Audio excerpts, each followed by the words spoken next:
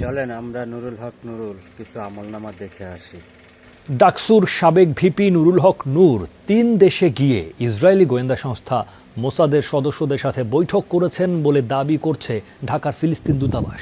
রাষ্ট্রদূত ইউসুফ রামাদান এই বিষয়টি খতিয়ে দেখতে বাংলাদেশকে আহ্বান জানিয়ে বলেছেন, এই ধরনের বৈঠক দেশের নিরাপত্তার জন্য বড় হুমকি হতে পারে। ইসরায়েলের কাছ থেকে টাকা নেয়া কেউ এদেশের মানুষের নেতা হতে পারে না বলে মন্তব্য করেন তিনি।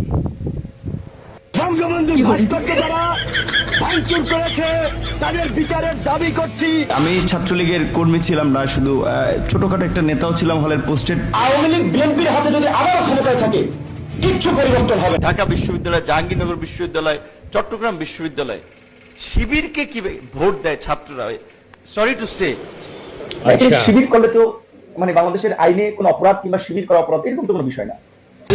আওয়ামী লীগের আপনাদের দায়িত্ব নিয়ে নিলাম, আমাদের হত্যা থাকা উচিত।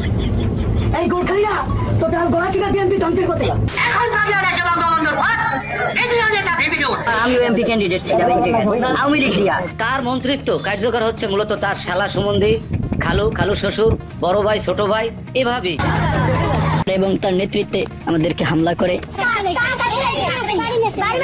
তারা মারধর করে, তারা ঘরসুর ভাঙাচুর করে, বিপুলের নাম ভাঙাইয়া আমাদের অনেক পাওয়ার দেখায়, দাপট দেখায়, করবার খাটায়। বাংলাদেশের এই ছাত্র অধিকার পরিষদ এই সংগঠনের প্রথম চুরির দায়ে অভিযুক্ত হয় নুরুল হক নূর।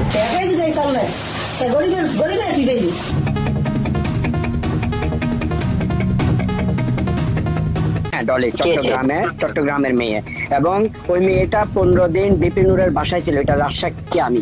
হ্যাঁ নুরুল ভাই, এখন হোটেলের বুক দেওয়া লাগবে, বিশেষ করে অন্তত 5 স্টার দেখেন। নূর নিজে গিয়ে টাকা আনছে জাহাঙ্গীর কবির নানকের বাসা থেকে আন্দোলনের সময়। নূরকে বিশ্বাস করা ছিল আমাদের তরুণদের সবচেয়ে বড় বোকামি। যারা দেখেন আজকে তাদেরকে প্রতিষ্ঠিত করতে গিয়ে আমাদের পুষ্টি শেষ হয়েছে, তাদের পুষ্টি বাড়ছে মাত্র। নুরুল হক নূরকে বাড়ি ভাড়া দেবে, সে নিজের জুতা দিয়ে নিজের কপালে